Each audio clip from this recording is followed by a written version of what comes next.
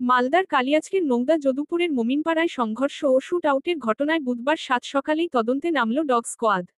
মুর্শিদাবাদের dog squad team প্রশিক্ষিত কুকুর নিয়ে ঘটনাস্থল সহ আশপাশের এলাকায় এদিন তন্নতন্ন করে তল্লাশি অভিযান চালায় বলে খবর। উল্লেখ্য, মঙ্গলবার কালিয়াচকের মোমিনপাড়ায় তৃণমূলের দুই গোষ্ঠীর মধ্যে সংঘর্ষের ঘটনা ঘটে। স্থানীয় তৃণমূল নেতা জাকির শেখ এবং তৃণমূলের অঞ্চল সভাপতি বকুল শেখের অনুগামীদের মধ্যে সংঘর্ষ হয় বলে খবর। যার জেরে গুলিবিদ্ধ হয়ে ঘটনাস্থলেই নিহত হন আতাউল শেখ ওরফে হাসা শেখ নামে এক তৃণমূল কর্মী। যদিও পুলিশ দাবি করে নিহতের শরীরে গুলির চিহ্ন মেলেনি, তবে ঘটনাস্থলে গুলির খোল মিলেছে।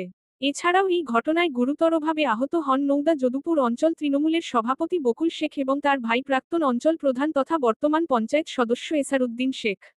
তারা দুজনেই বর্তমানে আশঙ্কাজনক অবস্থায় হাসপাতালে চিকিৎসাধীন।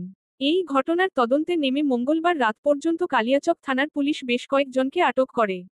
তবে এখানেই শেষ নয়। এই ঘটনার তদন্তে বুধবার নামানো হয় ডগ স্কোয়াড টিমকে। মুর্শিদাবাদ থেকে প্রশিক্ষিত পুলিশ কুকুর দিয়ে ঘটনাস্থল সহ আশপাশের এলাকায় তন্নতন্ন করে তল্লাশি অভিযান চালায় ডগ স্কোয়াড টিম। তবে এদিন নতুন করে কাউকে আটক বা গ্রেপ্তারের খবর মেলেনি। এলাকার পরিবেশ পরিস্থিতি এখনও যথেষ্টই থমথমে রয়েছে। এলাকায় চলছে পুলিশি টহলদারি।